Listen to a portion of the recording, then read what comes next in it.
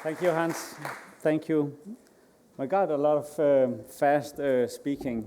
Now I'll just try to slow down, if you don't mind. So I'm excited to be back. Thank you for having me here. And hello, everybody. Hi, Vinzenz. Good to see you again. The school Hans was mentioning in Berlin, Institut für Raumexperimente, was a collaboration that I started 5 years ago. And we are closer to the end than to the beginning now. And it's an experiment where art and psychology and science and a few other things are tossed together. And one of the main principles has been the one of once you start, you feel, I would argue, very old. If you succeed going through the school with some success, a degree of precision, you feel very young.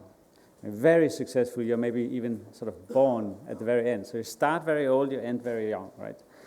Don't you have that feeling sometimes that once you are involved with something and you feel an increase in self-esteem, it actually makes you feel younger the more you know, right? Sort of refreshing in this type of way that maybe should be called unlearning, right? So the school we are trying to create is focusing on unlearning, sort of taking away. This is why I call Vinzenz a participant and I call myself a student.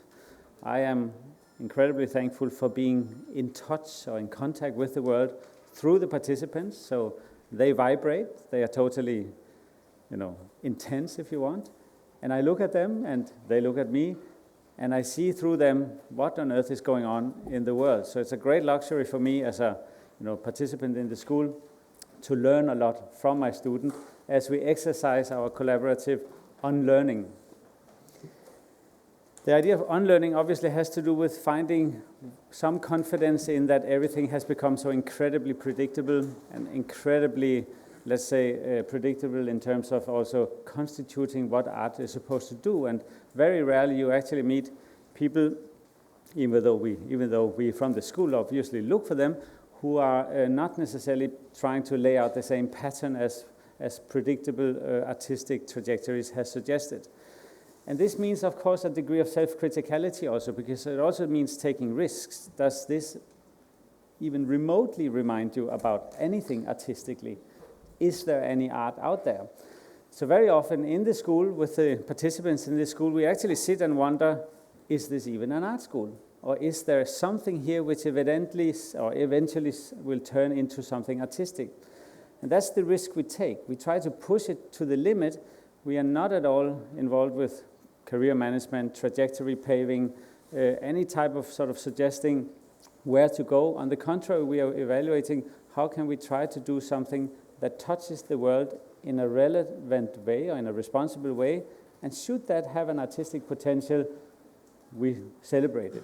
If it doesn't have an artistic potential, we also enjoy it. The good thing about what Hans is, I think, attempting here is that when you are born, 89 or around then of course there is a little bit less to unlearn because you haven't had so much time to sort of fill up your mind with the stuff you think you have to do. So it's obviously very liberating to have somebody like Vinzenz in the class and among his other younger, kind of old and young, younger participants.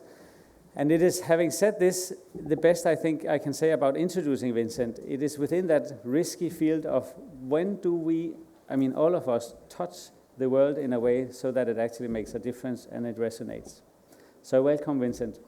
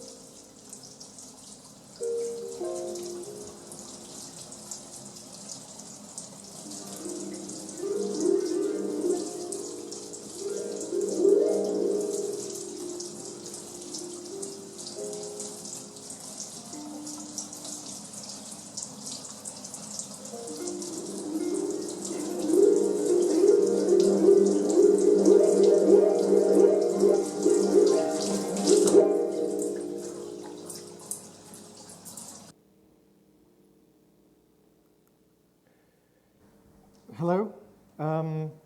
Thank you very much to all of you, and it's a great pleasure to be here.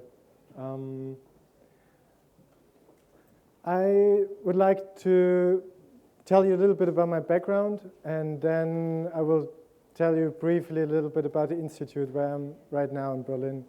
And it's not so much that I explain the images, it's better to try to bring something on top of it.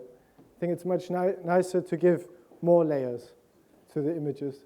So, well, we were talking about generations, and I'm a very young generation. I have to learn a lot.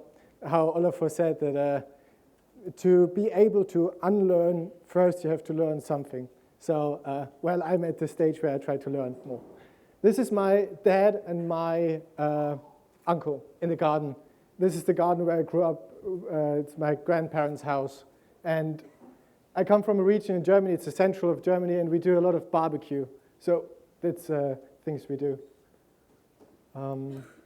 This is me in the garden, so that's the proof that I've been there.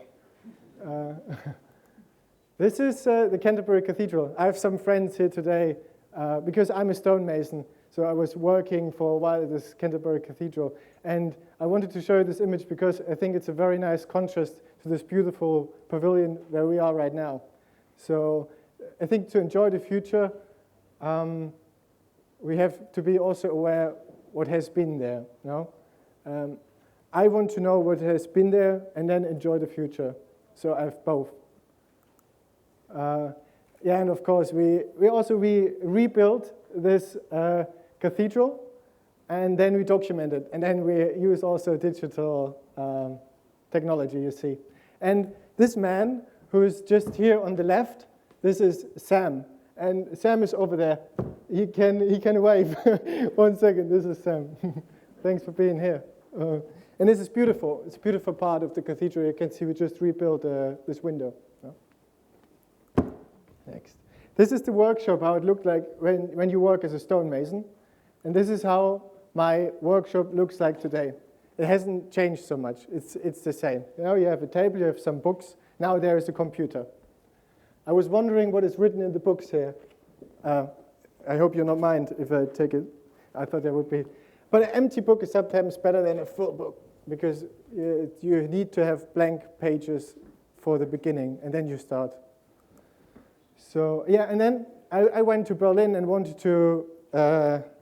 to learn more about art and what is out there. So I started with my studies. And I really like blue books. So if you find a good blue book, you should read it. I mean, they're probably not the best books ever made, but I really recommend to go for a blue book. I choose too many images. That's why I go really quickly through them all. This is how the Institut für Raumexperimente looks like from outside. So this is about the place where we are. And now the next image is, oh yeah, a digital version of the same building. And then this is inside. It's beautiful. You know, this on the left side we have lectures and talks, and on the right side it's where the people have their studio spaces, and they can work, they can do whatever they like. I mean, if they like to dance, then they dance. If they like to write, they write. And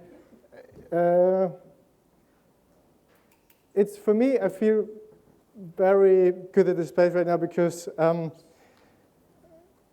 there are a lot of people coming. Like, I received the email yesterday that next week I will be back in Berlin, and then there is someone is coming who is showing us Kung Fu. And I really like martial arts and Aikido, so that's why it's good for me. Well, that's some people from the Institute, so you see how they look like. A bit tired from a journey, but they are all very lovely. Okay. And I was wondering if this is possible. But now I'm going to show you a few works by the people at this institute. And also, I knew this will be too long, but it works like this somehow. This is the way it works. Now, just that you have it in mind. Hito Steyer was talking about having a two-dimensional image, and then it becomes three-dimensional. It's good. And she was talking about chess. It's also a very good topic. Well, There's some action. It's a little bit, it's too much action for me, but it's in a gallery space in Berlin. Oh, I was, where to do this? No, to hold this. That way around or that way around?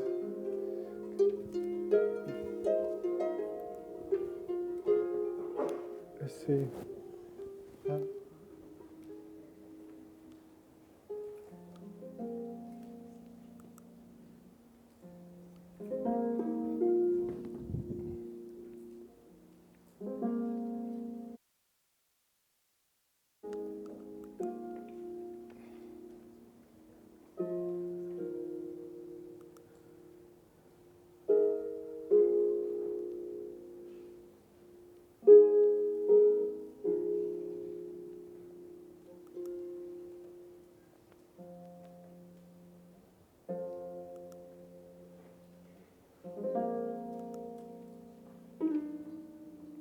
This is very nice. This is a good piece for here, because this is a machine. It's a rowing machine. So you row, but then you row through the internet. So you know this little wheel on your mouse where you go scroll down, but now you do this when you're rowing. You do this kind of movement and you walk through the internet. So it's like, imagine in the future, it's more like that we not be the whole time in front of the screen. We more walk through the world and see it, no? And this is the beginning of it, maybe. Blue books, here we go again.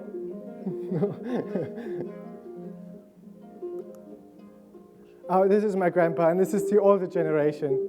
So this is 2 levels above. No? And I thought I can give a quick call to my grandpa while I'm here. So I'm not sure if he's there. Could be also my grandma, so I hope it's okay. I hope we can hear them.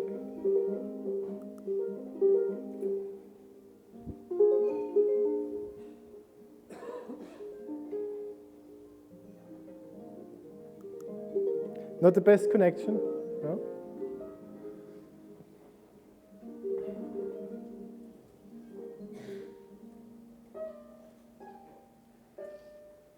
I'll try again, but I don't have a good connection here. Oh, yeah.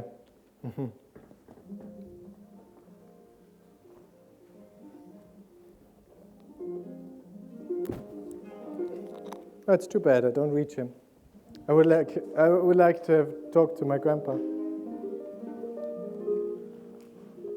Anyway,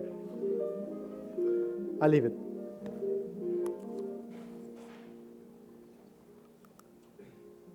Oh.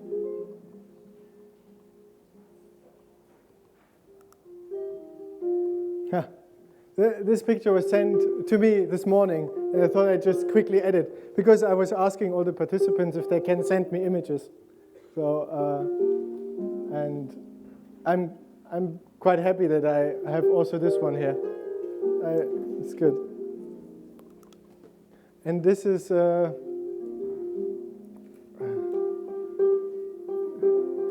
this piece by Yoko Ono, where you have just white chess pieces. It's good. It's equal, but I think good players they can play together still, even if you just have white pieces. If you ever want to play with me, feel welcome. I would really like to play with you a party of chess.